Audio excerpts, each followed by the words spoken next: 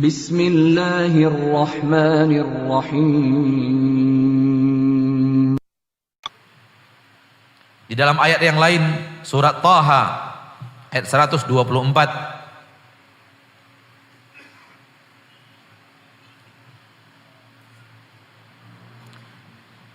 Di dalam Al-Quran surat Thaha ayat 124 Allah juga mengatakan hal yang sama tentang orang-orang yang jauh daripada kebahagiaan.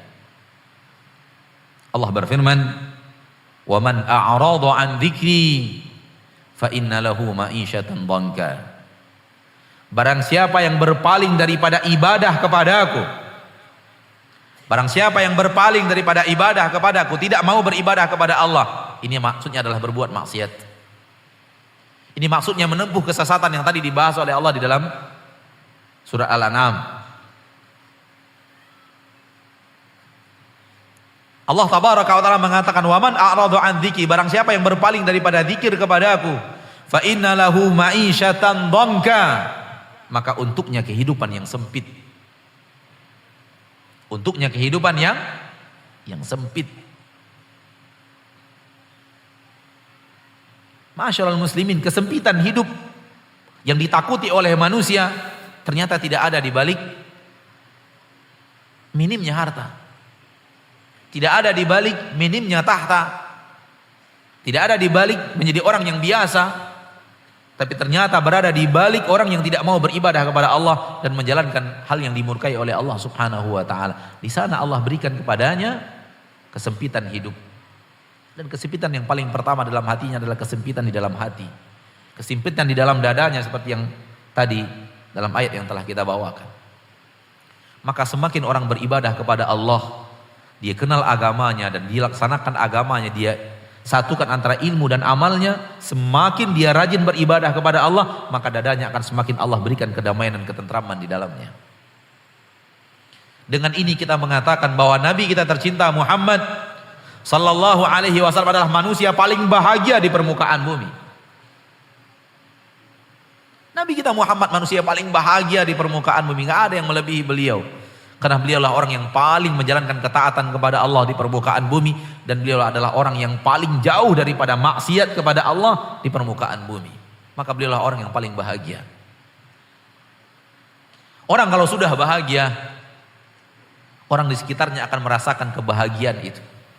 Orang yang hatinya sudah damai, orang yang di sekitarnya akan merasakan kedamaian itu.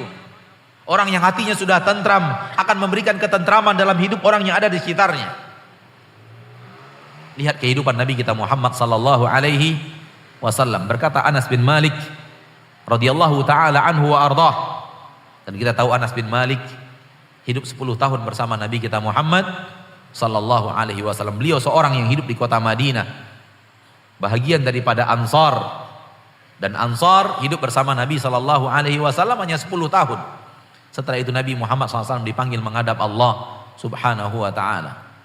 Kata Anas bin Malik, aku membantu di rumah tangga Nabi kita Muhammad sallallahu alaihi wasallam 10 tahun lamanya.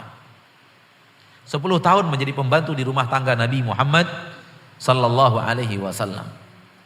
Hidup 10 tahun bersama Nabi.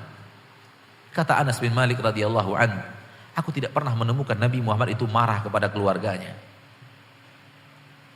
Aku tidak pernah menemukan Nabi Muhammad itu marah kepada istrinya dan anak-anaknya. Subhanallah, 10 tahun.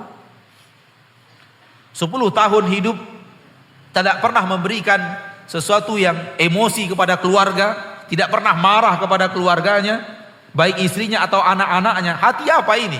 Kalau bukan hati manusia super damai, super tentram, yang tidak akan terpancing untuk emosi dan marah karena kesempitan yang ada di dalam dada itu. Ini dia Rasul kita tercinta sallallahu alaihi wasallam, manusia paling damai di permukaan bumi. 10 tahun lamanya. Dan itu bukan waktu yang singkat untuk bisa hidup tanpa marah, tanpa emosi, tanpa terpancing jiwa kita yang meledak-ledak, amarah kita yang memuncak. Ini menandakan kedamaian dan ketentraman yang luar biasa yang dirasakan oleh Rasul kita Muhammad sallallahu alaihi wasallam, sehingga memberikan efek kepada keluarganya. Dan yang bersama Nabi kita sallallahu alaihi wasallam hidup bukan 1-2 orang istri, banyak. dan hidup berdampingan. Semuanya damai, tentram, bahagia. Dan Rasulullah tidak pernah marah dan tersulut emosi. Na'udzubillah, summa na'udzubillah min dzalik. Orang-orang yang berjalan di atas maksiat dengan satu istri berapa kali bertengkarnya. Coba kita dalam 10 tahun terakhir berapa kali marah sama istri kita. Dan itu dipicu oleh kemaksiatan dan kesempitan dada kita. Kita yang tidak terlalu damai dadanya, disulut sedikit oleh istri kita, terpancing emosi kita dan marah. Rasul bukan tidak ada hal-hal yang menyulut emosi beliau, tapi beliau tidak marah. Shalawatu Rabbi wa salamu alaih. Orang yang jiwanya sedang tenang dan tentram sulit untuk membuat dia emosi. Kita dalam 2 bulan terakhir, 3 bulan terakhir, berapa kali kita bertengkar dengan istri kita? Betapa kali kita marah kepada istri kita, marah kepada anak-anak kita. Emosi kita di hadapan mereka, padahal mereka adalah orang yang paling harusnya kita berbuat baik kepada mereka. Dan Ana katakan, Anas bin Malik 10 tahun kata Anas bin Malik, karena memang beliau 10 tahun hidup bersama Nabi dan Rasulullah SAW meninggal setelahnya. Seandainya Rasulullah tidak meninggal dunia atau umurnya lebih panjang daripada itu, Anas bin Malik akan mendapatkan hal yang sama dari Nabi kita Muhammad sallallahu alaihi wasallam. Namun Anas bin Malik hanya 10 tahun hidup bersama Rasulullah sallallahu alaihi wasallam. Alangkah damainya rumah tangga.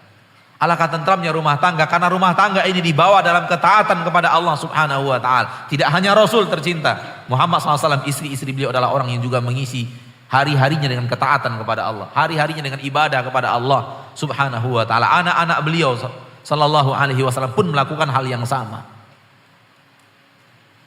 Maka ketenangan dan ketentraman yang kita cari, kebahagiaan yang kita idam-idamkan ada di dalam agama Allah. Ada di dalam mempelajari agama itu dan mengamalkannya dalam kehidupan. Maka rugilah orang-orang yang memiliki Al-Quran.